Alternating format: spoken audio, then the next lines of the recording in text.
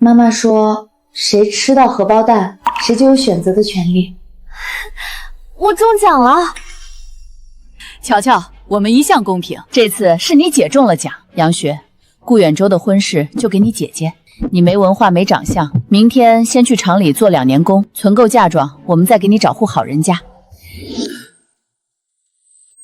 我这是重生了！我跟你说话呢，你听见没有？你这是咋了？我想起来了，前世我为了这门婚事大吵大闹，被关了6天禁闭，凄惨死去。这一世我不要了。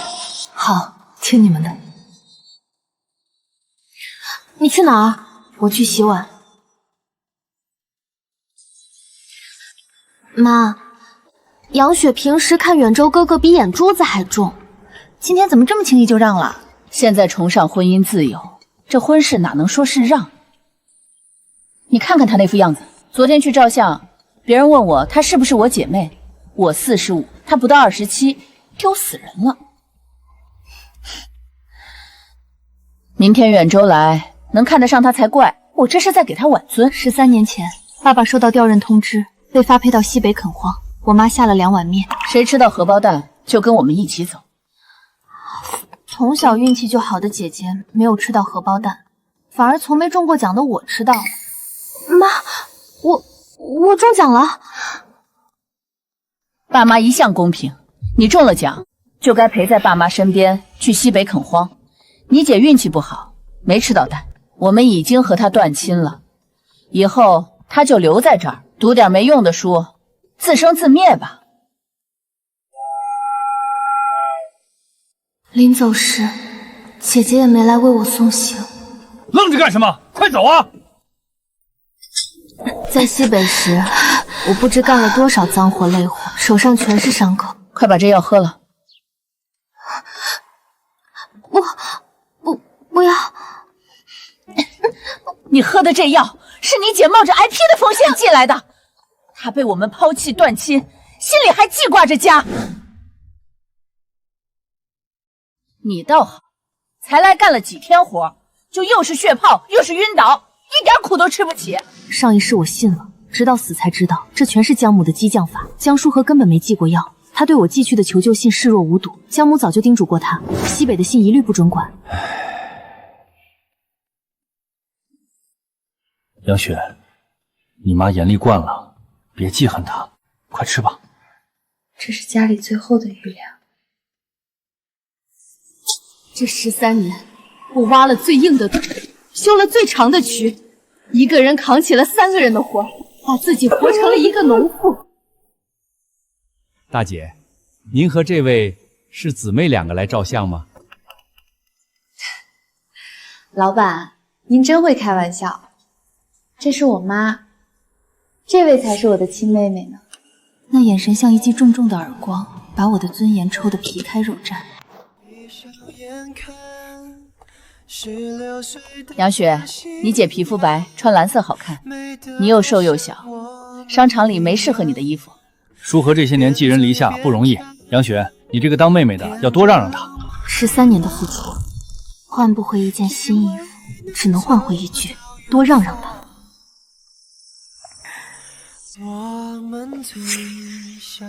杨雪，我们退婚吧，算我对不起你。舒和是大学生，我们有共同话题，3观也合，和他在一起我才会幸福。你别怨他，感情的事情勉强不来。好一个勉强不来！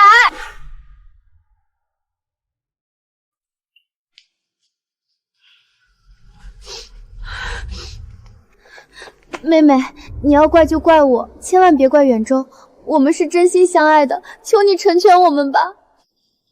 妹妹，我跟你说件事儿，其实13年前我们都吃到了荷包蛋，只不过你是在饭桌上吃的。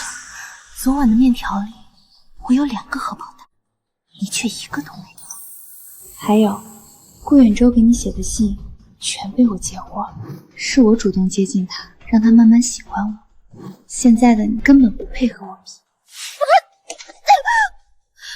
和要是出了事，我不会放过你。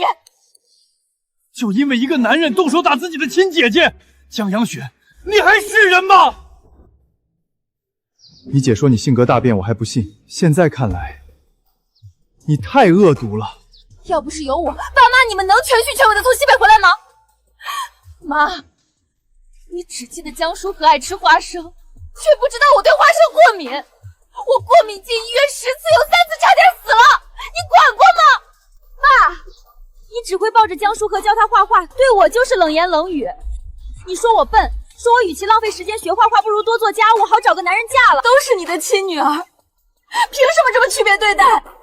顾远舟，你承诺过非我不娶，我死都不会同意你娶江疏和。杨雪，你太不像话了！因为一场婚事就大闹，哪里像个女孩子？爸妈对你们一向一视同仁，是你运气不好没吃到荷包蛋，朝你姐撒什么气？我告诉你，远州不喜欢你，这门婚事你必须得成全。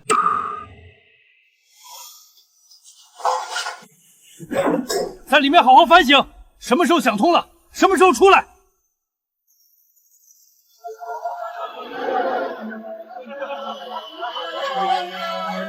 水，好渴，谁来给我一口水？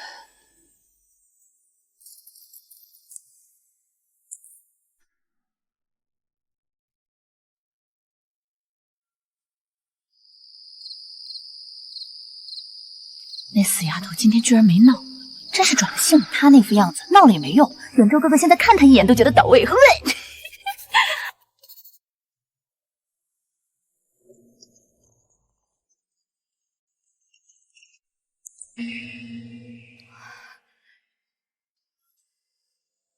亲家，远州这孩子我从小就喜欢，我郑舒和能嫁给他，我不知道有多高兴。要嫁的人是舒和？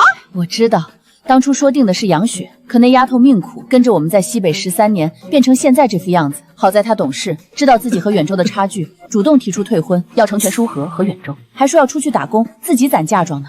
杨雪这孩子真是懂事，有大局观，是个好妹妹。杨雪，是我对不住你，以后有困难了随时找我。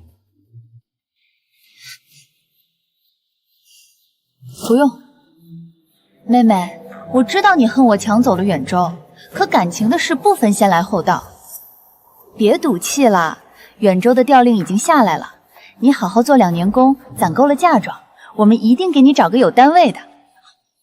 调令真下来了，太好了，以后舒和就享福了。杨雪，你不是存了30块钱吗？快请你姐和姐夫去国营饭店吃顿饭庆祝一下。我不愿意。你说什么？你们换了我的婚事，凭什么叫我请客？要请客也可以，先把欠我的852.35元还给我。江杨雪，你胡说八道什么？我没有胡说，我有欠条，你亲自签的字，按的手印。这13年，我抄书捡废品挣了900块。你们一共用了852块3毛5。杨雪这孩子多能干啊，挣的钱全贴补家里了，这会儿居然还要他请客。是，这当爹妈的心长天的嘎着窝。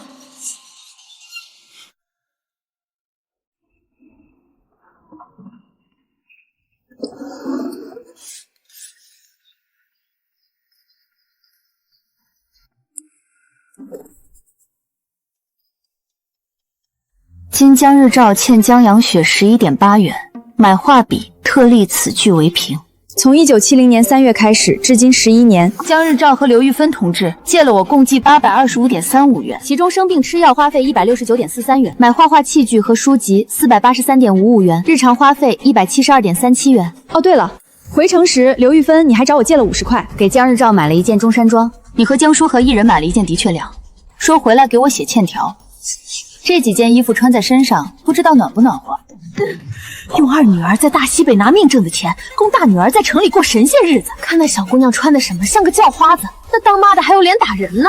在这年头能盖几间大瓦房了，这丫头也是实心眼。江阳雪，爸妈生你养你，你连爸妈花你几毛钱都要算得清清楚楚。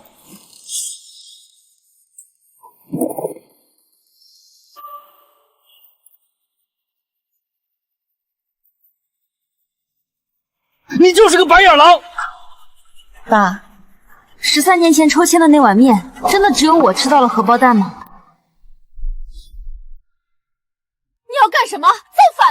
这种小事你也要在大庭广众下丢人现眼？我不要造反，我只要一封断亲书，签了它，自此我江阳雪与你们再无关系。杨雪，你太偏激了，你没文化没长相，和叔叔阿姨断了亲，拿什么养活自己？出去就是死路一条。你这孩子也太斤斤计较了，一家人哪能算那么清楚？马上跟你爸妈道歉，别在这儿撒泼！江阳雪，你以为你是谁？你现在就是在拖这个家后腿。我们都有正式工作，你呢，就是个拖后腿的。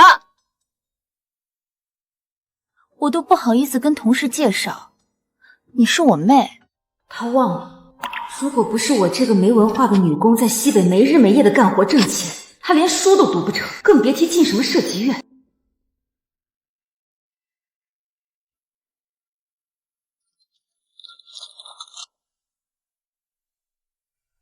断亲书，还钱，不然我只能把这些欠条带去报社，登报解决了。你敢！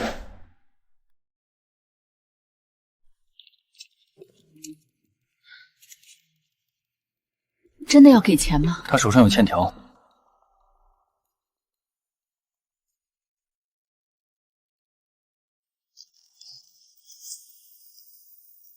900块，拿着你的钱赶紧滚！从今天起，你就跟江家没有任何关系。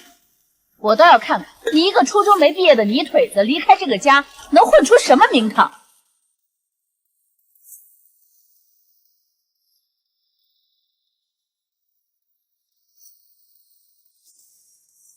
滚吧！以后死在外面也别回来。被丢掉的断亲书，就像我这个人，用完了就可以随意丢弃。从此天高海阔，任我江阳许陈诚。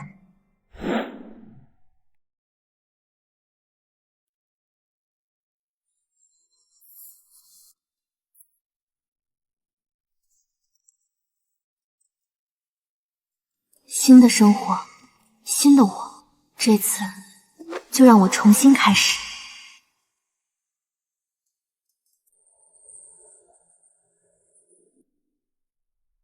前方到站申城站，祝你旅途愉快。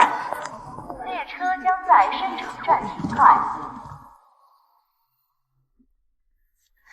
杨学姐，等我爸妈回了申城，你一定要来找我，咱俩一起干大事业。好，一言为定。上一世我回城后就收到了招娣的信，他说全家都回城了，可没过几天就传来了他的死讯。因为不满家里逼婚，她跳河自杀了。周招娣是我见过最能吃苦、最孝顺的小女孩，这一世她不该在25岁的大好年华里死去。妈，我不想嫁。你不嫁人，你弟哪来的彩礼来娶老婆？可那是卖棺材的，早晚都要嫁人的。二狗家里虽然卖棺材，但有钱啊！你嫁过去就是钱太太，别犯糊涂。可是哪有那么多可是？我告诉你，今天媒婆就上门，再哭看我不打烂你的嘴！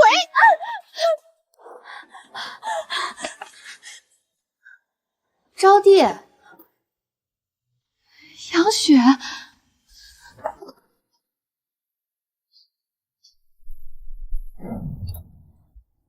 刚才怎么回事？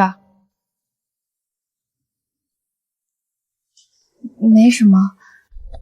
招娣，你如果不说实话，我也不会找你做生意。我想卖衣服，钱和地方都已经选好了，我想找你入股。什么？你要做生意？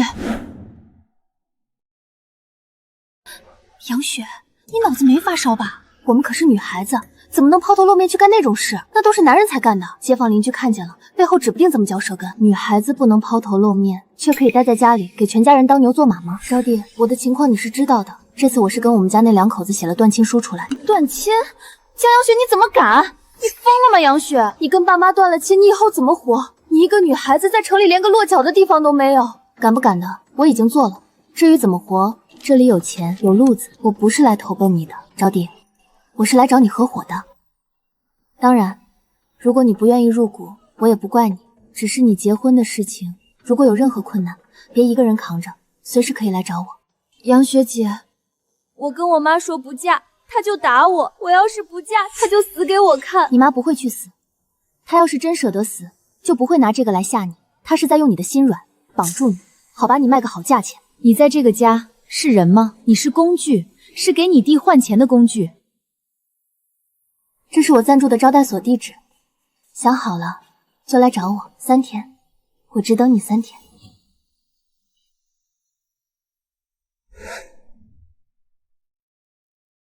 虽然是重生，可我死得早。上一世我25岁就饿死在江家的小黑屋里。对这个风起云涌的时代，认知只来自顾远洲和江日照饭桌上的闲谈。我只知道申城的衣服便宜，倒去北方能翻几倍的差价。可真站在申城的街巷里，我才真切摸到了时代跳动的脉搏。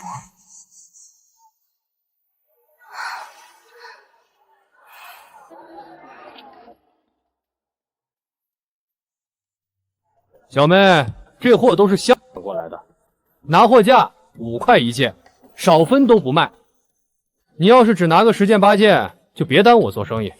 在西北垦荒13年，我缝缝补补的手艺练得炉火纯青，面料好不好，耐不耐穿，一摸就知道。老板，你这面料不是正经港货的料子，洗2次就会起球变形，别说5块，3块都不值。我拿货不是拿几件玩的，是长期合作。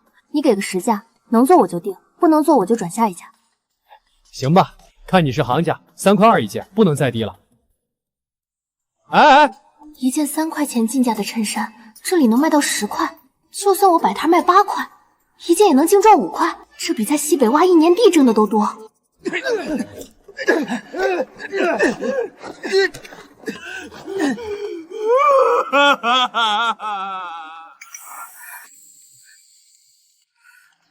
小妹，最近这边不太平，好多外地来的倒戈被抢了。你一个姑娘家，拿货别带太多现金，最好找个搭伙的。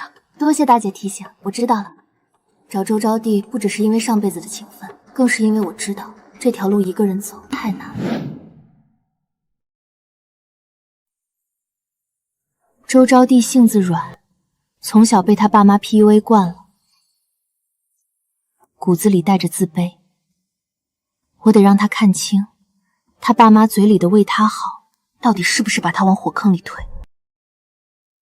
死丫头，还敢跟我说不嫁人要去做生意？就她那怂样，给她10个胆子都不敢。等今天媒婆上门，我就把她锁在屋里，晚上让二狗家直接来人，生米煮成熟饭。没了贞子，我看她不嫁也得嫁。还是你想的周到。二狗家虽然卖棺材，可给500块彩礼呢。有了这钱，你家小子娶干部家闺女的彩礼就够了，稳赚不赔。招娣这丫头换彩礼的本事还是有。上辈子我以为她是走投无路自杀，没想到她是被亲生母亲设计送给禽兽。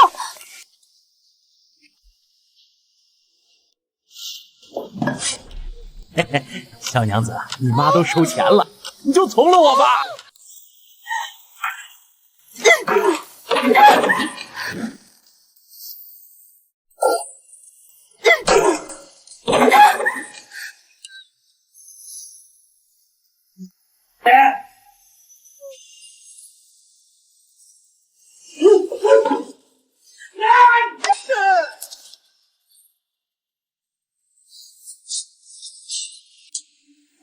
杨雪，我不想活了，我不想活了。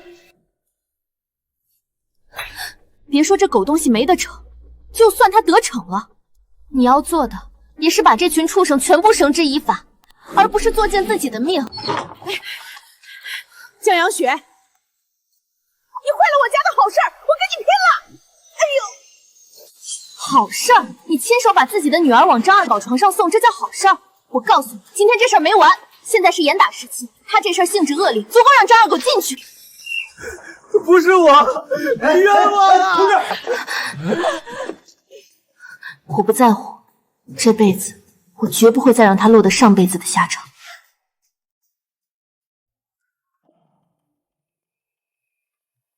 张二狗，现在正是严打时期，你还敢顶风作案，强奸未遂，性质极其恶劣，等着法律的严惩吧。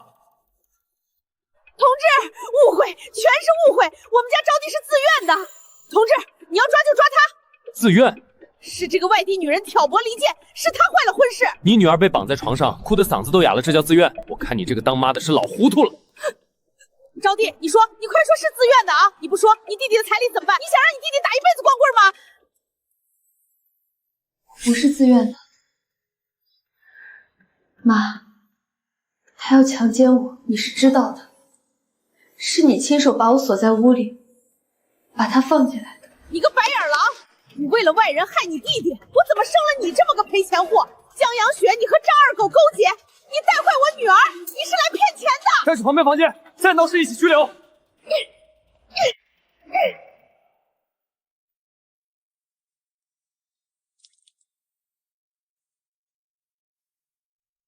那种被最亲的人当作工具的滋味，我比谁都懂。爸妈为了江书豪能心安理得地吸干我最后一滴血。张二狗这案子性质恶劣，碰上严打，大概率会处罚。杨雪，我是不是真的没有家了？以前的家不是家。你要是愿意，以后我在哪儿，你的家就在哪儿。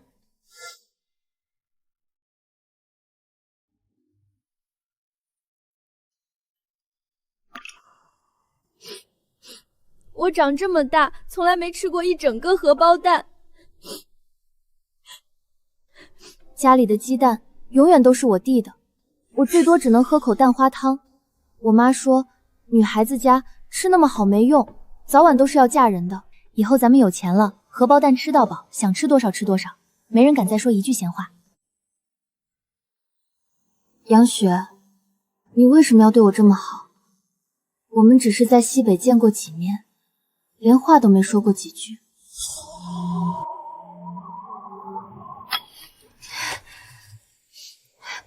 真娇气，干点活就磨破脚，耽误进度。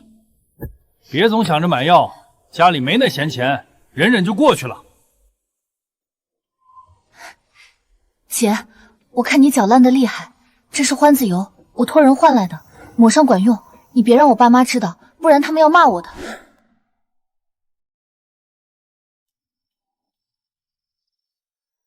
招娣，我帮你，不只是因为你以前帮过我，更是因为我们是一样的人，我们都被家里当成了工具，当成了给弟弟妹妹铺路的垫脚石，他们吸我们的血，还要骂我们不懂事。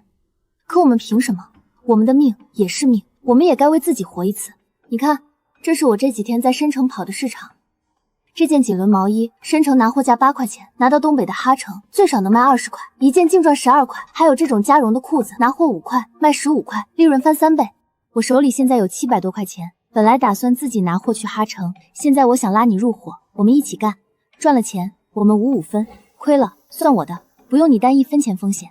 招娣，女孩子不是只能嫁人，不是只能在家里当牛做马，这个时代不一样了，我们靠自己的双手也能挣到钱，也能活得堂堂正正，也能让人高看一眼。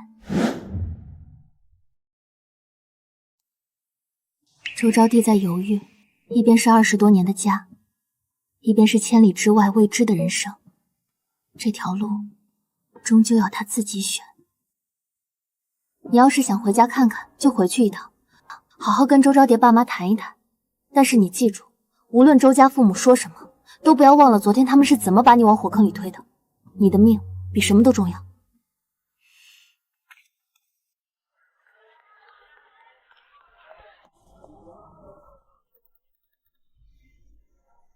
这一批毛衣和裤子我全要了，2天后我带人来提货。杨雪，我跟你走，我再也不回那个家了。好，我跟爸说不想嫁，想做生意赚钱寄回家，爸直接扇了我一耳光，骂我不知廉耻，丢周家的脸。他们根本没把我当女儿，那个家我再也不回去了。好，那我们就一起走，去哈城赚大钱，以后我们自己给自己当家人。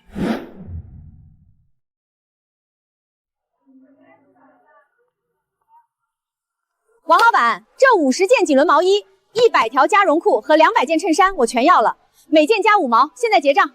李姐，这批货我答应给别人了，定金都收了。哼，付了定金又怎样？不就是2个外地来的小丫头片子吗？他们能拿多少货？我可是老客户，得罪我，你自己掂量掂量。杨雪，怎么办啊？王老板，3天前谈好的货，定金你收了，收据我也拿着，你现在打算出尔反尔？小妹，实在对不住，李姐给的价高，量也大，要不定金退你，再赔你5块钱？不行，做生意讲诚信，你为了几毛钱违约，以后谁还敢在你这拿货？哪儿来的野丫头，敢在申城抢我的货？识相点，赶紧滚！王老板，你今天要是不给货，我就去市场管理处告你恶意违约。现在国家鼓励个体户，最忌讳不讲诚信，为了几10块钱砸招牌，值吗？行，既然王老板这么为难，这货我不要了。杨雪，没货了，我们去哈城卖什么啊？这儿有货，别的地方就没有了。档口的货也是工厂拿的，我们直接找加工厂，价格更便宜，何必在这吊死？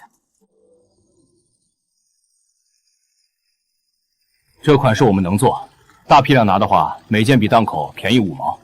成交，定金在这儿，明天一早提货。杨雪，你也太厉害了，我刚才都吓死了。做生意脑子要活，路才能宽。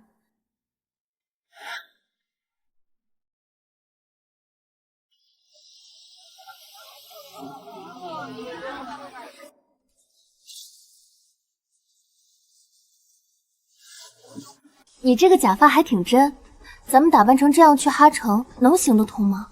放心吧，杨雪，这么远的路，咱俩女孩子带着这么多货，能行吗？能行，咱们轮流守着，等卖完这趟赚了钱，下次咱就买卧铺，不遭这罪。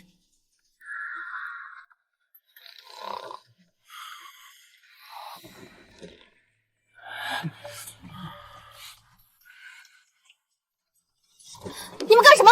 少管闲事，不然老子对你不客气。这是我的货，你说谁管闲事？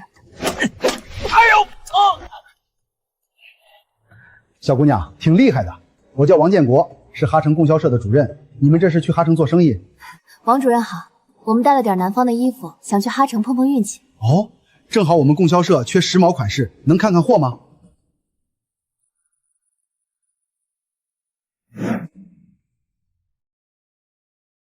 行，这批货我全包了，下了车直接跟我走，当场验货结账。杨雪，咱们还没落地，货就全卖光了，这只是个开头。南方的冷是湿冷，北方的冷是刀子割脸，但这北风吹得我清醒，这才是遍地黄金的北方。面料、款式、数量全对，没毛病。好，小姑娘办事就是利索。扣掉你们在火车上谈好的成本，这是结余的830块，数数。杨雪，咱们真的赚了800多，这比我爸妈在申城干1年挣的都多。这只是开始，在西北干13年才攒900，这趟车就赚800。金玉，这个时代只要敢闯，处处是金子。款式好，价实在，以后长期合作。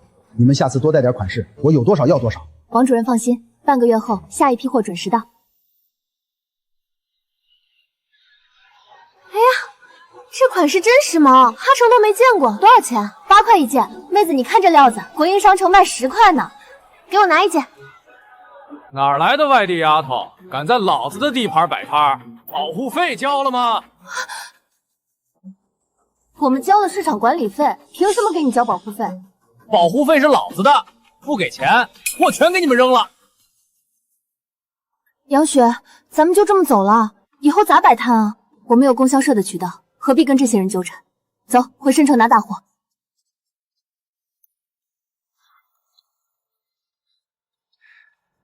王主任，半个月后款式翻倍，数量翻倍。合作愉快。哈城的雪再冷，也压不住我要烧起来的雄心。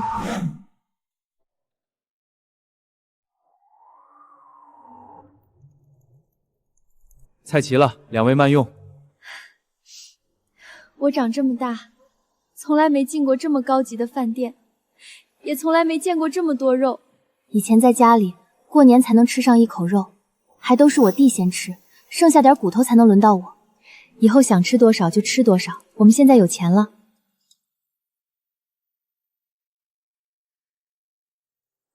杨雪，我们改名吧。好啊，你想改个什么名字？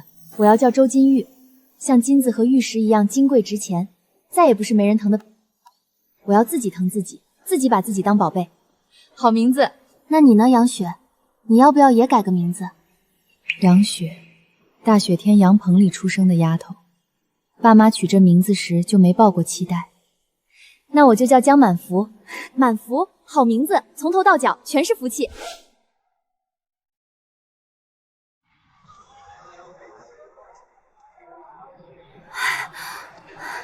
满福，这里面可是800多块纯利润啊，我这心跳都快蹦出来了。金玉，这只是个起步，走，带你去个好地方。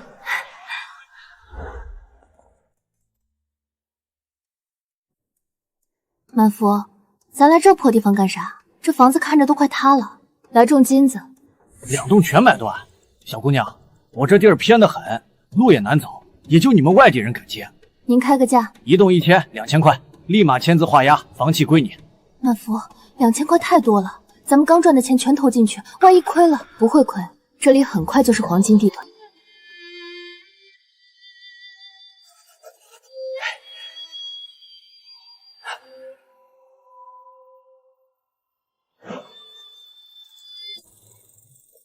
哎呦，小江老板回来了，听说要加单。300件毛衣，200条裤子，300件衬衫，价格再压2成，必须优先排我的单。这量是大，但这价格……不仅如此，我还要出新款，收腰衬衫、微拉裤，颜色要亮，卖不掉算我的，卖得好，以后所有新款都由你独家做。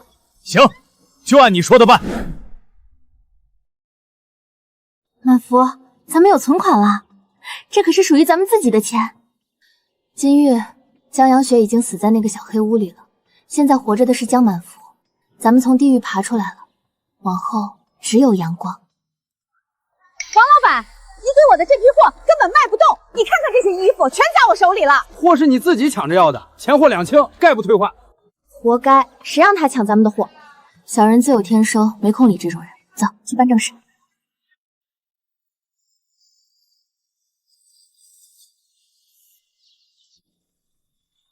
货到后一定要第一时间通知王建国主任。放心吧，王主任打过招呼了。这个1块2拿货。对，款式最正。拿200块。彩色塑料凉鞋200双，码数要全，还有那种人造皮小挎包也要200个。满福，这些小玩意儿能卖出去吗？年轻人就爱新鲜，少拿点试水，信我的。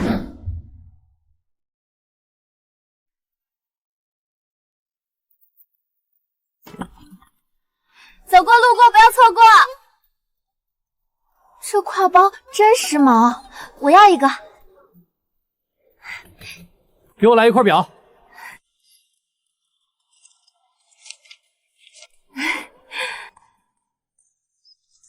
哟，这不是上次被李姐赶跑的小丫头吗？敢在这儿摆摊了？满福，是他们，我们合法摆摊，碍着谁了？碍着李姐了。这一片是李姐的地盘，交保护费，不然别想安生。保护费？我在西北垦荒13年，豺狼虎号见多了，有本事你抢着试试。干什么呢？你们等着！金玉记住了，越是软弱，越被人欺负。满福，算上这次赚的，咱们手里快4000块了，咱们快成万元户了。这只是开始，服装供货，小商品告利，房产增值，3条线一起走。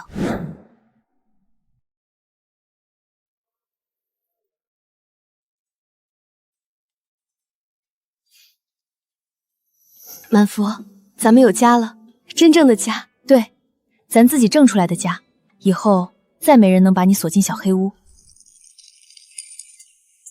哈城那边的回款到了，盛丁和长春的供货社也谈下来了。金玉，往后你守店，我跑货，咱们的生意真正落地了。老板，订单量翻3倍，盛营和长春那边急着要。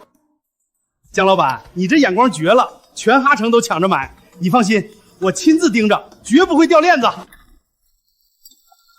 怎么了？魂不守舍的？满福，我听说好多倒哥被骗了货款，咱们生意做这么大，万一……咱们走的是国营供销社，款到发货，怕什么？等这批订单走完，咱们就开自己的把命脉，握在自己手里，自己开厂，对自己设计，全国加盟，咱们的福气还在后头呢。金玉，开门，别给老娘装死！妈，他们怎么找来的？别怕，有我在。该来的终究还是来了。姐，你发财了啊！住这么好的地方，也不回家看看。周招娣，你个白眼狼，在外面赚了大钱不吭声，快把钱拿出来！你弟娶媳妇儿还差1000块彩礼。第一，他现在叫周金玉；第二，他早跟你们断了关系；第三，立刻滚出去，不然我报警。报警？我生他养他，他挣钱就该给家里，你个外人少管闲事儿。你一个女的还想吓唬我？今天不拿钱，我们就不走了。不给钱，老子砸了你的店！啊！疼疼的，撒手！你个臭娘们撒手！还打我儿子！哎呦，还打死人了！这里是申城，不是你们撒野的乡下，现在是严打、敲诈勒索，够你们蹲大牢的。你原来是逼女儿换彩礼的吸血鬼！这种当妈的真丢人。女儿本来就应该养育父母，不给钱没门。同志，这里有人敲诈勒索，寻衅滋事！给我等着，我不会放过你们。房东，这地方我们要了，50块月租，现在签合同。满福，这么大的地方能放几10台机器吧？咱们不光要放机器，还要让这里变成申城最好的服装厂。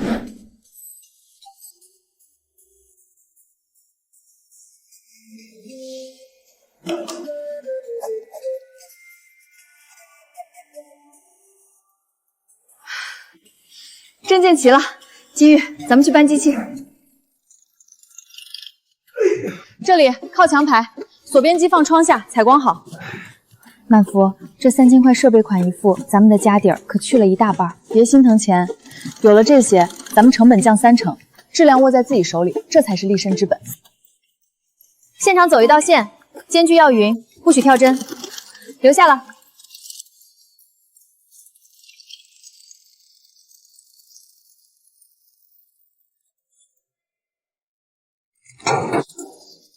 江满福，你个外地野种，敢抢我生意！满福，李姐带人堵门了，怎么办？别怕，你待在里面，我去看看。申城的市场是我的，要么订单分我一半，要么你滚出申城。李姐，抢生意靠的是货好，不是人多。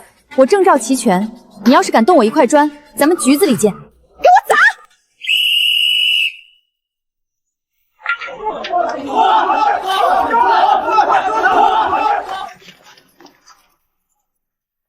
砸！我看今天谁敢动！你有种！你给我等着！江老板，你真牛，跟着你咱们不怕了。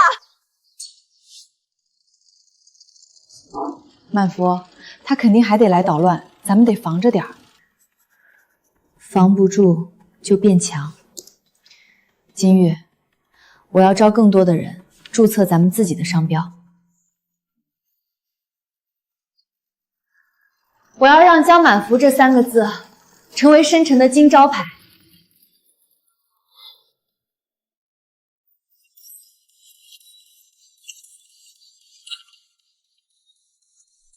注册金玉满福，这流程慢，得排队审核公社，少说也得3个月。不急，只要迈出第一步，就不怕走不到终点。用我和金玉的名字命名，既是纪念相遇，也寓意富贵吉祥。这品牌就是我们的根。从今天起，每一件衣服的领口、裤腰都要绣上这4个字。在江老板这儿干活，比老家种地强10倍，吃得饱，赚得多，还受人尊重。可不是，咱们一定好好干，不能坏了金玉满福的招牌。满福，工人们干劲十足，次品率越来越低了。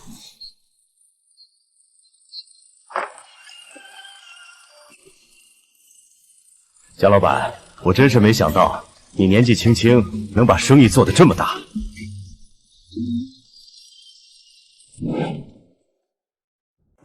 满福，听说江书和顾远舟也想来申城碰运气，还到处打听你的地址，他们会不会来捣乱？尽管来，我正想看看江书和顾远舟过得有多不如意。如果有姓江姓顾的人来找江满福，直接赶走，不许放进来。好，我知道了。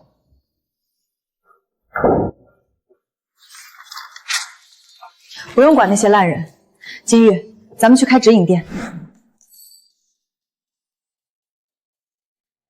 月租100块，满福太贵了，咱们换个便宜点的吧。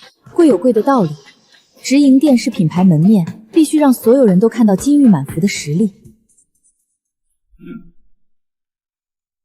买2件8折，还送小丝巾，大家别挤，一个一个来。这衬衫款式真洋气，比国营商场的还好看，质量也好，领口这绣花真精致。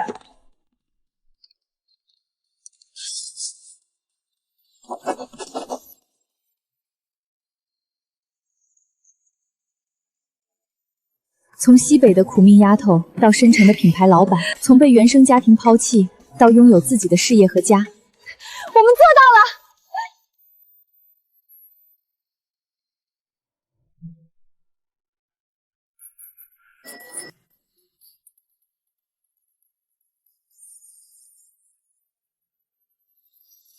满福，加工厂那边的订单都排到2个月后了，咱这生意真是挡都挡不住。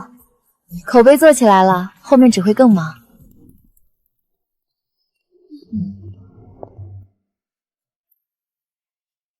江阳雪，你果然在这发财了！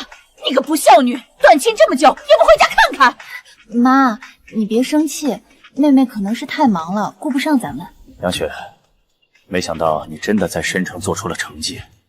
杨雪，不管怎么说，我们都是你的父母，你不能不认我们。又是这帮吸血鬼。第一，我叫江满福，不叫江阳雪。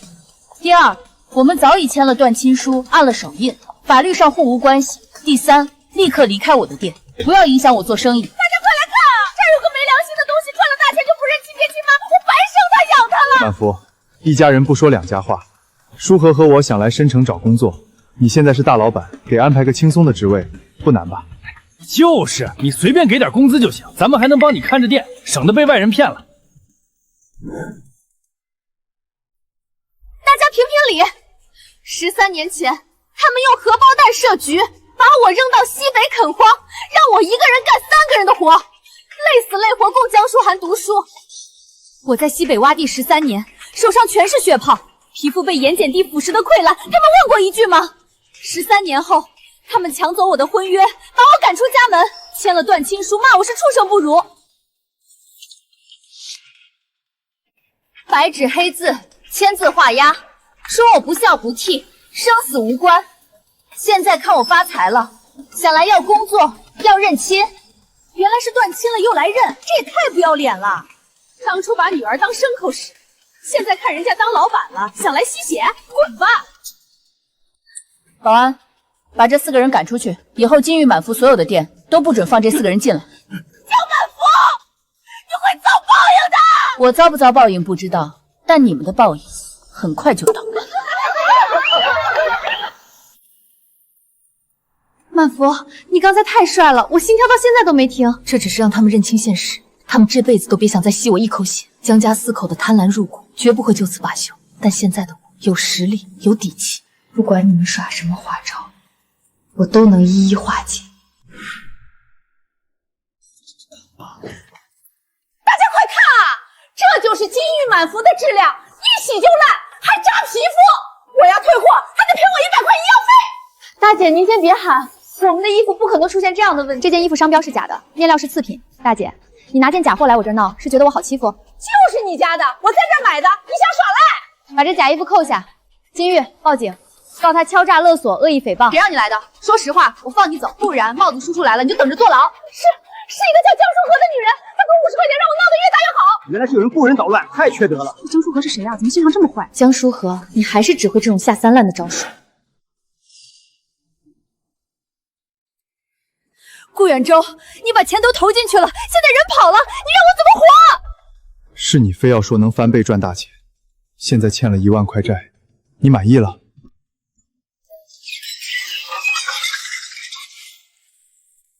满福，咱们商标批下来了，咱们是真正的品牌了。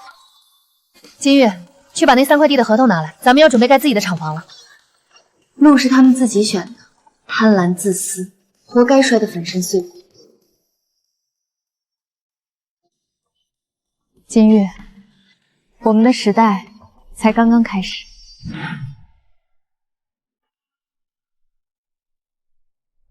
江老板，您这块地现在是新尖尖上的宝贝，大学和医院一动工，这儿就是金山。您只要点头，您只要看40万现款，我出50万。江老板，您转手就赚几10倍啊！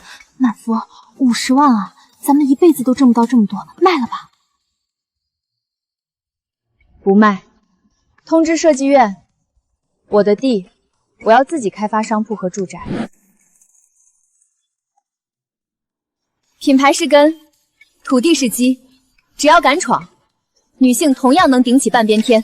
江老板年纪轻轻，眼光毒辣，佩服。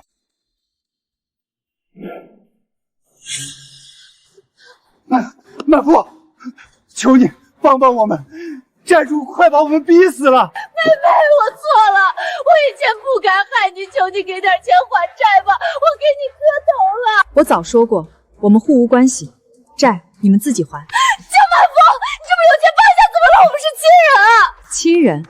当年你们把我往死里逼的时候，怎么没想过我是亲人？晚了。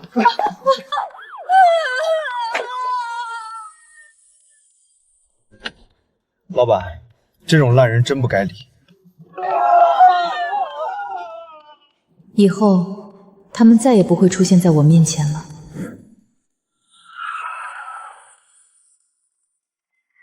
满福，商铺进度过半，服装订单又翻倍了，我们要成百万富翁了。财富、事业、地位、自由，我全都拿到了。这辈子，我终于活成了福气。老板，到了。满福，这块地拿下来，咱们金玉满福的总部大厦就能开工了。品牌要立稳，根基得扎深。杨雪，3年不见，你居然沦落成风尘女了！我也听说了，开发区这种地方，什么阿猫阿狗都扎堆。江杨雪，你也太不自爱了，换做是我，饿死也不干这种脏活。杨雪，既然碰到了，跟我们回家吧。只要你从良，一切都能从头开始。我手下有个伤残兵，虽然比你大10岁，断了腿还带2娃，但为人老实。你现在的名声配不上他，但看在书和面子上，我可以帮你搭搭线。大家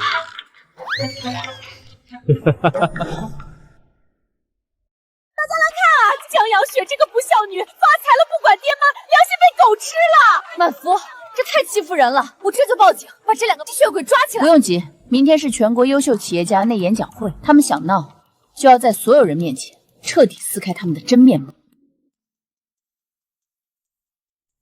各位好，我是江满福。江杨雪，你好歹毒的心，仗着不干净的臭钱骗你姐去做生意，害她欠下1万块债，马上拿10万块出来给你姐还账。首先，我叫江满福；其次，这位女士，你当众殴打我，已构成故意伤害。2位，我是江满福女士的律师，你们的行为，我将依法向法院提起诉讼。自己女儿天经地义，你们要大逆不道告父母吗？不好意思，3年前我们就签了断亲书，生恩。你们把我扔到西北垦荒13年，干3个人的活供江书涵读书，这是你们亲笔写的，说我不孝不悌，畜生不如，吸了我13年的血，把我赶出家门，是怎么没想过生恩？小刘，打开投影。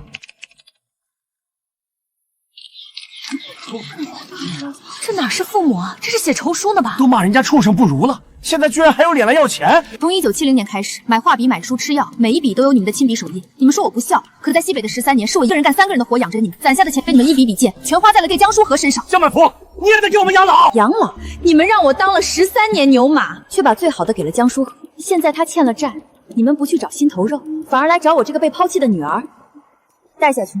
以后他们敢靠近公司和门店半步，直接报警，送他们去该去的地方。你个白眼狼！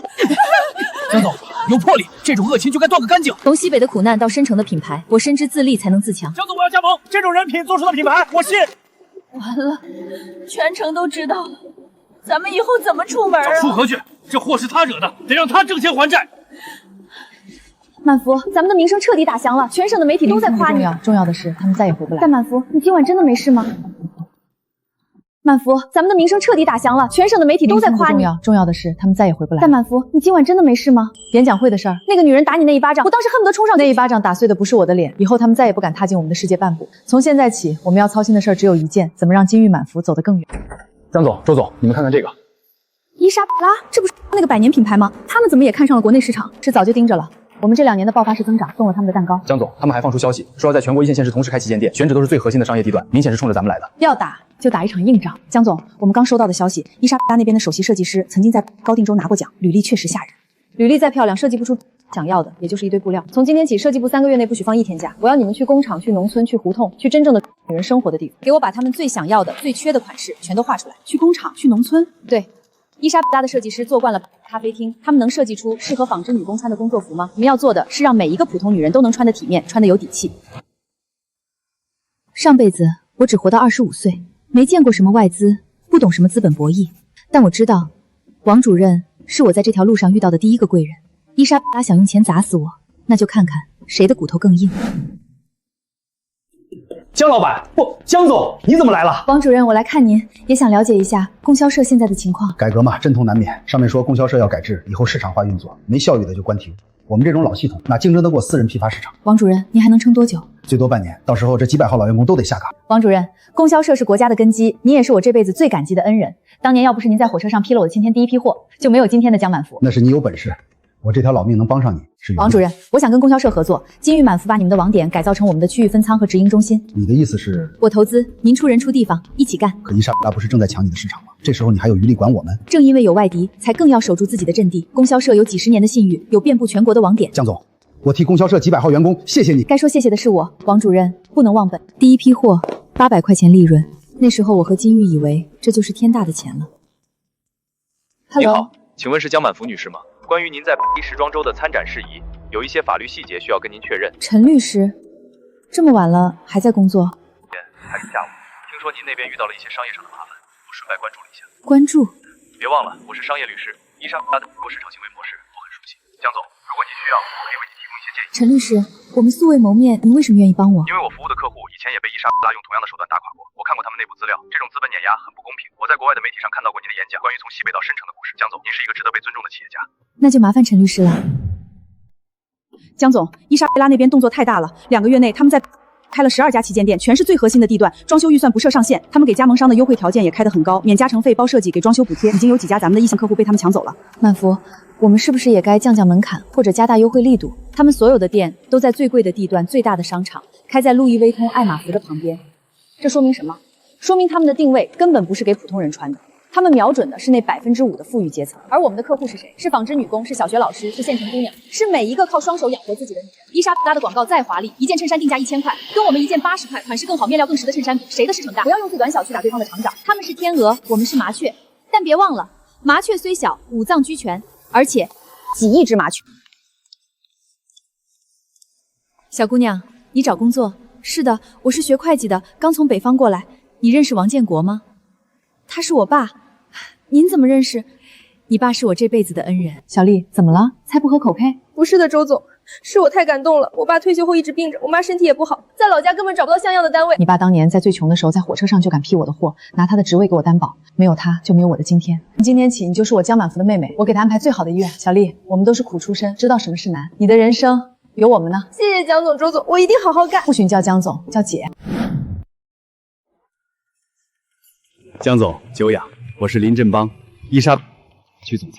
林总，久仰，你们最近的开店速度让我很钦佩。江总过奖了。其实我今天来是想跟江总谈一件事儿。请说。伊莎贝拉希望收购金玉满福51%的股份，价格不会让你失望。如果不卖呢？您再强也扛不住我们用3倍价格抢走您的面料商，用10倍薪资挖走您的设计团队，用零家庭抢走您的渠道。这是我的名片，江总不用急着答复，但我保证3个月后金玉满福的报价会主动降1半。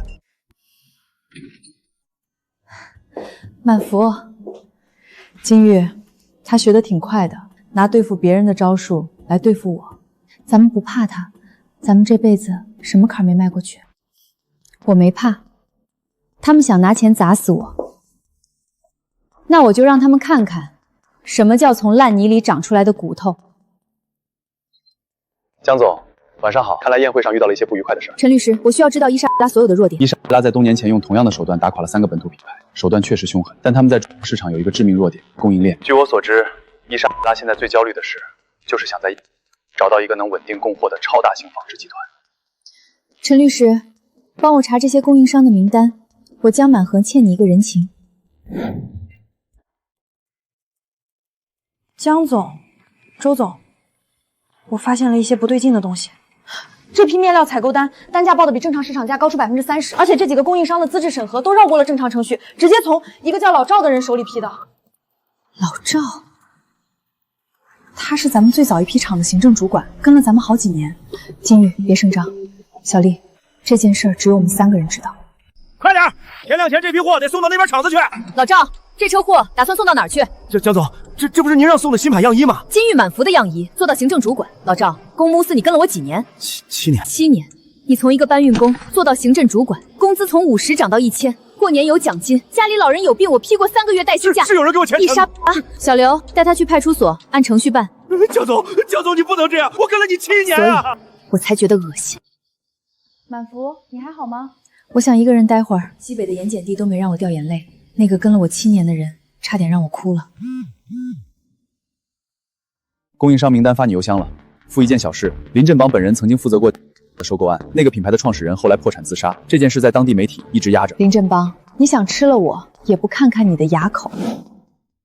江总，您看，我们荣氏的皮布质量稳定，价格也有竞争力，绝对是您的不二选择。荣厂长料子不错，但我听说你们和伊莎拉的合同昨天刚签约，他们出的价比我高3成。江总，这您都知道了。不过您放心，我们的产能足够，完全可以同时供应。荣厂长，我今天来就是想跟你说一件事，我和伊莎拉之间，你只能选一个。不是我不讲情面，是他们要把我赶尽杀绝。我不想3年后你厂里的工人都没活干，就因为伊莎拉把我也吃干抹净了。江总，这家已经停产半年了，原来的老板跑路，工人工资都发不出来。好机器，可惜了。您是那个报纸上说的大老板？大爷，这些机器还能开吗？能，都是进口货。联系陈律师，让他帮忙做资产清算，我要把这个厂买下来。江老板，谢谢您，您真的要接手，那我们这些老家伙还能回来干活？对，不仅你们能回来，我以前那些被伊莎拉挖走的设计师傅，我也要给他们打电话，问他们愿不愿意回来。江老板，我替全厂300多号工人谢谢您，谢谢老板。不用谢，这世界上不是所有生意都只看钱的。林正邦以为只要掐死我的供应商，我就活不下去，可他不知道，我这辈子什么都是从零开始的。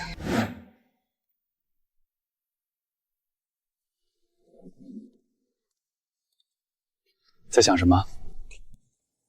在想10几年前。可以问吗？陈律师，你查过我吧？抱歉，职业习惯。我知道你在西北啃过荒，知道你被原生家庭伤害过，但这些信息构成不了你这个人。是吗？对，你比所有资料里写的都更让人尊敬。江总，我为你做了这么多工作，能提个小要求吗？什么？不谈工作的时候，你可以叫我陈佳明。我打的第一场大官司，就是帮你一个被外资毁约的华人公共商追讨了200万美元的赔偿。那时候为了取证，在贫民窟待了3个月。你这样的人为什么愿意帮我？因为我知道从底层爬出来有多难，也因为我不想再看到任何人被资本碾压得粉身碎骨。你值得站在更高的地方。谢谢，但你是第一个不是为了向我索取才说这句话的。江满福，我没见过像你这样的女人，做我的搭档行吗？商业上、情感上都算。陈佳明，你知道我最怕什么吗？就是相信别人。但你站在我身边的时候，我觉得也许这辈子可以试着相信一次。林总，有些资料我想您应该看一看。陈律师，你想干什么？什么都不想干，只是提醒您，若想继续为难江满福女士，这些都将会成为证据。你刚才做了什么？没什么。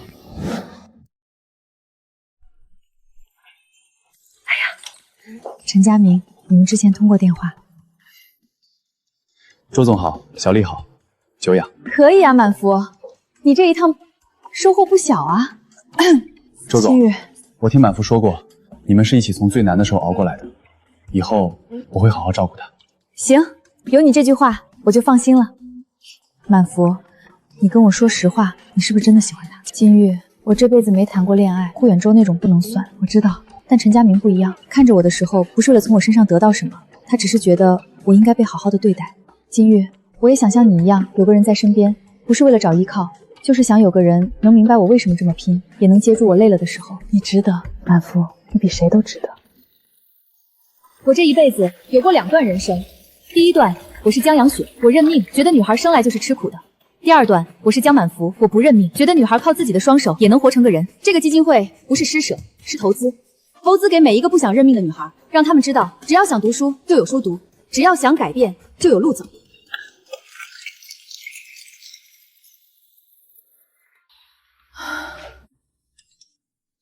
累了就别撑着，我在这儿。江阳雪从来没被人握过手，从来没被人问过累不累，原来被人在乎是这样的感觉。林总，出事了。那边的媒体爆出了我们3年前的案子，将您和那个品牌创始人都说出来了。谁爆的料？不知道，但消息扩散很快，现在国内也有媒体转载了。江满福、陈佳明。江满福，你以为爆我的料就能让我收手吗？林总，你当年做的事自己应该清楚，我只是没有替你瞒着。你知不知道，总公司因为这个快要撤掉我的职位了？我知道，我还知道，一旦你走了，伊莎在波市场就没有人能撑着，到时候你们那些加盟商一定会违约跑路，你们亏掉的钱足够拖垮总部1个季度的报表。现在换我出价，金玉满福收购伊莎业务100%。你算过账吗？这几百家门店，光违约金就是天价。我们算过了，收购完成后，金玉满福的品牌价值会在1年内翻3倍，而伊莎拉总部的股东已经等不及要减回去资产。这个月底，你若还无法止损，他们不会给你留任何情面。说什么？你在所有门店、渠道货品，以及滚出我的视线。好，我签。林总，后会无期。满福，你太牛了！那个不可一世的林振邦跪在你面前求饶啊！不是我牛，是他把自己的路走绝了。你今天脸色不太好，别喝凉。哎呀呀，这是谁呀？别理他。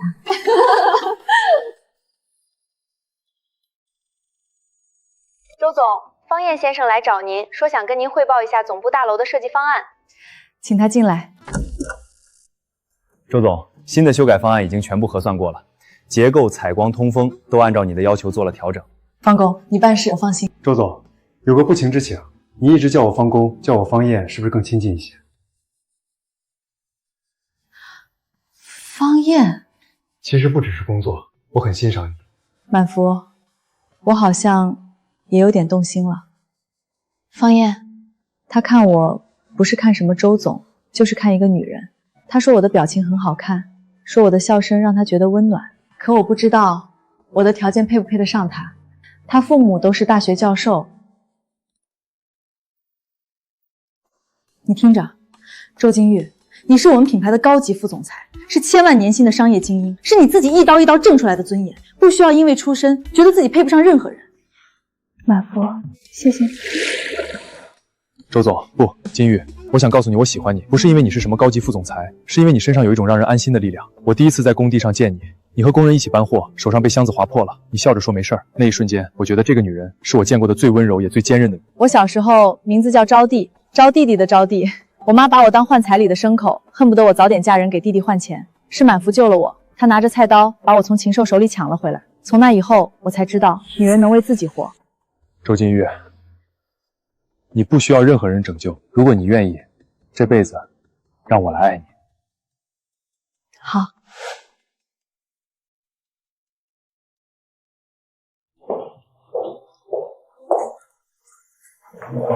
陈律师，好久不见，又帅了。周总，彼此，恭喜你们。江总，我一直很感激你。金玉说，如果不是你，他可能早就死了。不是我救了他，是我们互相救了。以后我会对他好的。方燕，金玉这个人嘴上不说，但心里总是怕自己不够好，怕别人最后会离开。你要有耐心。我有，一辈子那么长，够用的。满福，伊莎贝拉总部的反馈回来了，他们对你的收购条件很满意，不会再追究林振邦的事。这件事你帮了大忙。我都不是为了帮你，是为了想多看你几眼。在你之前，我以为我的人生只有工作，以前在巴黎，你说你最怕相信别人，现在还怕吗？怕还是怕？那是什么？是怕我变得太依赖这种感觉，然后有一天要重新习惯一个人。不会有那一天，满福，我见过这世上最难对付的官司，最难缠的对手，但从没见过比你更勇敢的人。你值得所有的好，我会一直在这儿。好。金月，你知道我最近总在想什么吗？想什么？想西北，想那个破土炕，想那碗荷包蛋面条。那时候我和你说，这辈子我要有花不完的钱，要有钱到谁也不敢再欺负我们。现在这些都做到了，但我觉得真正让我有底气的不是钱，那是什么？是身边有真心对我好的人，是你、陈佳明、方燕、小丽那些跟着我们干的工人们。金玉，我们这辈子苦的时候碰到了一起，现在甜了也要在一起。一言为定。今天我想感谢一个人，周金玉，我的姐妹，我最好的搭档。从申城那个破招待座里一人一碗荷包蛋开始，到今天站在这座大楼前，没有你，就没有今天的江满福。周金玉，你值得所有美好的一切。方燕是你配得上的好归宿，你的后半生一定要比前半生幸福100倍。满福，你也一样，你和陈佳明一定要幸福。从西北的羊圈丫头，到申城的创业女青年，再到如今的时代女性表杆，得到了很多。但我最庆幸的不是赚了多少钱，而是当你站在巅峰回望，身边还有最懂你、最爱你的人。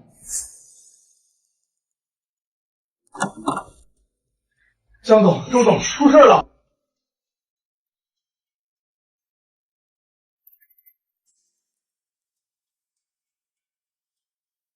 林薇，这是谁？我们根本不认识这个人。江总，不止这份报纸，好几个平台都在同步发，说您当年为了抢生意和家产，把亲姐姐逼得走投无路。他没有死，江书和没有死。满福，我查过了，那个叫林薇的记者身份证是假的，照片和我从医调取的整形记录吻合。他诈死，就为了等这一天。3年了，他用了3年时间改头换面，就为了这一场。满福，现在最关键的不是他是谁，而是舆论已经发酵了。欧洲那边的买手也对巴黎州行程产生了质疑。让他闹，让他把所有的牌都打完。林姐，效果太好了，热搜第3了，都在骂江满福，说他伪善虚伪，踩着亲人的血上位。你毁了我的人生，你抢了我的男人，你让我欠了一屁股债，你让我断了手，现在轮到你了。你以为站在高处就没人能拉你下来吗？我要让你身败名裂，让你也尝尝绝望的滋味。妈，你留给我的那些日记我都用上了，这次我一定要让他还回来。满福，你确定要这么做？既然他要打舆论战，我就让他知道真相比任何谎言都更有杀伤力。这些老照片、当年的账本、货运单，派出所回支，所有能证明你创业过程的材料，我已经整理好了。跟江家断亲后，所有能证明他们虐待你的东西都留着。江书和以为只要他够狠、够能演，就能让我死无葬身之地。可他不知道，这3年我留着的可不只是欠条。各位记者朋友，今天这场发布会是为回答最近网络上关于我和我原生家庭的一些传言。首先，我要告诉大家一个事实，那位化名林薇的女士确为我的亲生姐姐江书和，她没有死。3年前，她因高利贷催账失去双手，此后她进行了整形手术，并以虚假身份指控我。江总，那他说你伪造了他的死纹是怎么回事？此为当年西北垦区职工子女劳动照，经当年同队老职工认证，图中少女即为江满福，时年未满15岁。此为3年前江书和因高利贷纠纷被伤害后的入院记录，记录明确显示其脱离危险后自行离院，并进行了面部整形手术。手术记录及费用明细均由其本人签字。这是从1970年至1983年间江满福亲生父母逼迫其签下的欠条，以及1983年双方正式签订的断亲书。杨雪那丫头可怜啊，从小被爸妈当牛马使唤，疏忽就娇生惯养。他们家偏心偏到天边去了，把杨雪赶出门的时候，连件像样的衣服都没给留。我从来不否认我命苦，我也从来不隐瞒我曾有一个姐姐，但她所说的那些事儿不需要我再辩解。你就是个泥腿子，卖身挣来的钱脏死了，活该一辈子被人看不起。这位临危记者曾是我的姐姐，她从未将我当成家人，她的悲剧是她自己贪婪和懒惰的选择。这些年我建学校资助贫困学生，不是因为我欠谁，而是因为我知道被命运踩在泥里的滋味是什么。我想要拉那些女孩一把，就像当年的我，渴望有人能拉我一把。谢谢大家，我的话说完了。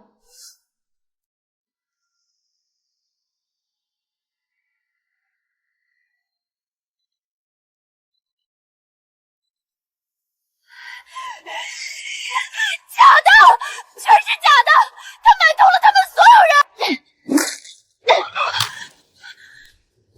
林姐，现在舆论风头完全反转了，我劝你还是先躲一躲，别再做无谓的反扑了。什么叫无谓的反扑？我没有输，我还没有输，我还有后手。江满福最在乎的那个周金玉，我要把他也拖下水。满福金玉出事了，有人在网上爆出周宝强的旧案，说金玉为了钱和弟弟同谋，还说他当年改名字就是为了甩掉犯案家属的名声。我弟的事，他是想把我也拉下水。金玉，有我在。满福，这些年我一直在努力忘掉那个家，可他们好像永远都不会放过我。不是他们不会放过你，是你还没有完全走出他们的阴影。金玉，你比任何人都清楚你是无辜的。当年在派出所，是你亲自指证的他，是你把张二狗送进了大牢。你从来就不是什么杀人犯的姐姐，你是那个在最黑暗的时候依然守住良心的人。江总、周总，我们整理了全部的案件卷宗和派出所笔录。周宝强的案子，周金玉女士与警方有过全程配合，不存在任何包庇或同谋行为。好，把这些证据连同二狗当年的同伙翻供的笔录也一起拿到发布会上。我来开。一直以来，我很少谈论我的过去，因为那段过去充满了血和泪。我原名周招娣，这个名字的寓意是招一个弟弟。我弟弟周宝强是个混混，他抢劫杀人罪有应得，法律给了他应有的惩罚。我没有包庇过他，没有拿过他1分钱。我今天站在这里，只想说一件事：一个人的出身不能选择，但一个人要走什么路永远可以选择。从我叫周金玉的那一天起，我就已经选择了和那些肮脏的过去彻底断绝。谢谢大家，愿意听我说完这些。他是最温柔的人，也是最勇敢的人。对，他一直都是。江书和，我要见江满福，让他出来，我要杀了他！老实点！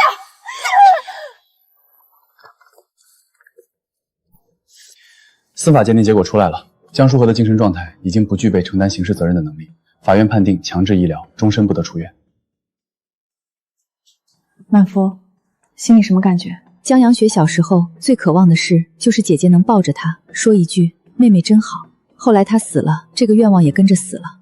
江书和不值得同情，但江阳雪值得被原谅。不是原谅别人，是原谅自己。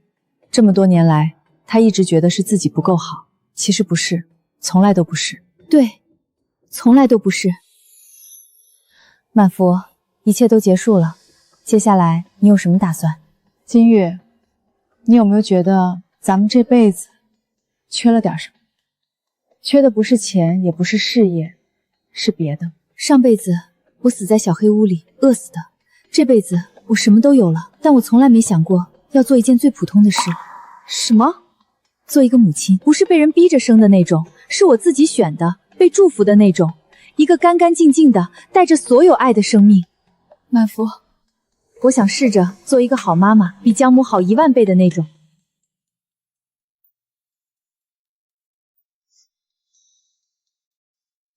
陈先生、江女士，恭喜你们怀孕6周，一切指标都很健康。满福，你听到没有？我听到了。我们有孩子了。有什么需要注意的？不能吃什么，不能干什么？哎呀，陈律师，你也不提前看看书。正在看。天哪，陈律师，你还真是万事留书面证据。这是我这辈子最重要的一单业务，必须万无一失。性别无所谓，但我希望这孩子像你。像我哪里？像你有韧劲儿，像你善良，像你一样，只要认准了方向，就算前面是刀山火海也敢闯。要像你一样懂得尊重人，有本事却又从不拿本事压人，像你一样温暖。曼福，谢谢你。谢什么？谢谢你，愿意让我走进你的生命。是我要谢谢你，上辈子没人敲过我的门。江阳雪，这束花是给你的。以前我恨你，恨你那么软弱，那么轻易就死了。现在我明白了，不是你软弱，是那个世界对你不公平。你放心，这辈子我会替你好好活着，我会成为一个好母亲，我会让自己的孩子在一个充满爱的家里长大。我会告诉他，他的妈妈曾经有过一个姐姐，叫江阳雪，她很善良，她值得被这个世界温柔以待。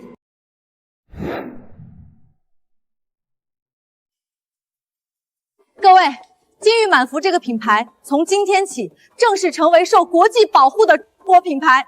我们将和世界上所有的顶尖品牌站在同一个舞台上。周总，能不能谈谈您的感受？我想感谢一个人，从我还是一个一无所有的乡下丫头开始，他就一直相信我，支撑我。我想说，他配得上这世界上所有的荣耀。所有设计都遵循审美，但核心元素永远是丝绸和刺绣，这是我们的根。法律上所有壁垒已经清除，现在我们要做的就是在时装周上让全世界记住。金玉，这个梦咱们做了多少年？18年，18年了。还记得2年前我们在这儿说过的话吗？记得，你说你第一次见到我的时候，就觉得这个女人的眼睛里装着整个宇宙。现在也是，只是现在那个宇宙里装着我，也装着即将到来的这个小生命。是啊，这个小生命，我总在想，他会是什么样的性格？不管什么性格，唯一能确定的是，他会拥有全世界最勇敢的母亲和最温柔的父亲。他会有一个很爱他的干妈叫金玉，还有一个宠着他的准干爸叫方燕，还有无数个受过他妈妈恩惠的阿姨，他们都会爱他。这就够了。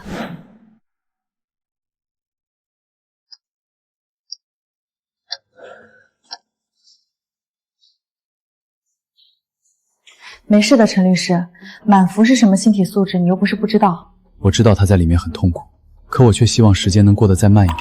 我知道，可我控制不住。恭喜恭喜，是个男孩，7斤6两，母子平安。他好小，满福，他真的好小。是呀，好小，小到让人想豁出命去护着他。你看，他会抓我的手。谢谢你，满福，谢谢你愿意做那个最勇敢的人，也谢谢你把这份勇敢延续到了他身上。江阳雪，你看到了吗？我有孩子了，他叫福仔，寓意是有福气的孩子。我不会让他受一点委屈，我会让他知道，他的妈妈曾经用这双手给自己挣来了最好的人生。福仔，干妈跟你说，你妈妈是全世界最厉害的女人，以后干妈妈也给你买好多好多好吃的。金玉，你这个姿势跟端炸药包似的。他这么软，我不敢动。你以后也是要做妈妈的人，得提前练习。满福，你真的不恨过去了吗？那些把你当工具的人。恨，但我不会再让恨住在我心里，因为以后我的孩子会看着，我要让他看到的是豁达和从容，而不是仇恨和算计。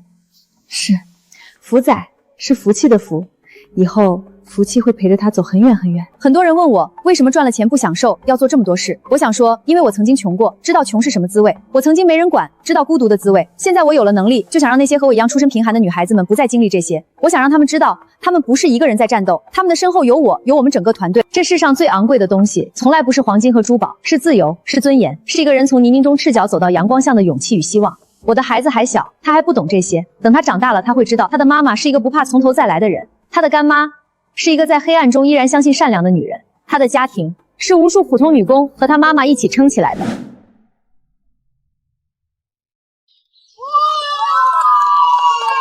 嫂，看这里，干妈给你准备了金锁片。干妈手织的，从你出生就织，直到你现在。你们这样宠她，以后我这个当爸爸的怎么管教？没事儿，福儿像你，从小就讲道理，是吧，福凡？不像我。金玉，咱们认识快要20年了。是啊，那时候连买件新衣服的钱都没有，更别说办生日宴了。现在回头看，好像那些苦都不是自己受的。可我有时候还是会梦到。梦到什么？梦到西北的风吹过来，脸上是盐碱地的沙湿。梦到小黑屋里一点光都没有。以前醒过来会觉得恨，现在不会了。现在醒过来，看看陈家明睡在旁边，听听福仔的呼吸声，就觉得这辈子赚到了，真好。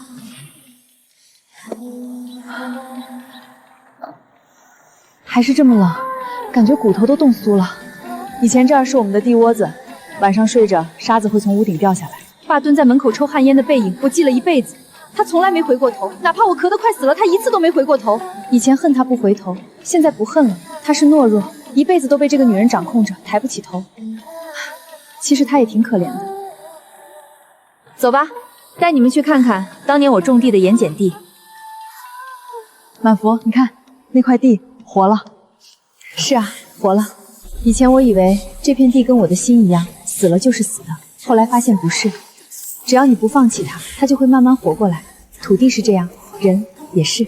江阳雪就是在这里跪在寒风中挖了13年的地，他到死都以为这片土地永远不会活过来。可是你看，他活了，我也活了，往后还有好多好多个春天等着我们。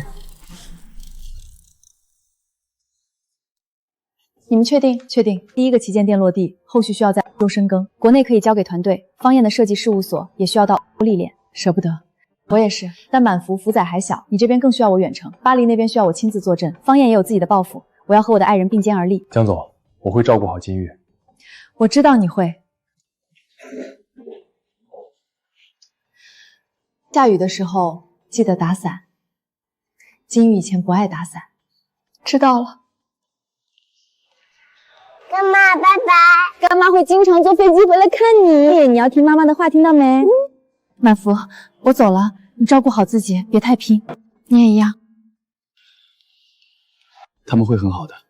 我知道，这辈子我只送他到这扇门，以后他身边有更值得的人了。在想什么？想很多年前在申城的第一个夜晚，那间招待所窗户很小很破，我心里怕得要死，但嘴上不敢说。现在不怕了？不怕了。小丽，你看，那年火车上，她就在我对面，一个瘦瘦小小的姑娘，把行李死死塞在座位底下，小狼崽一样盯着每一个人。我还以为她就做个倒头，谁知道能做成今天这样。爸，你眼光好。我们那时候不怕，心里有团火，什么都不怕。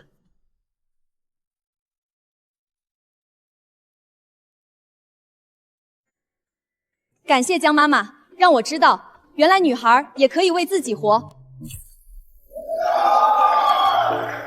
满福，这辈子算圆满了。对，圆满了。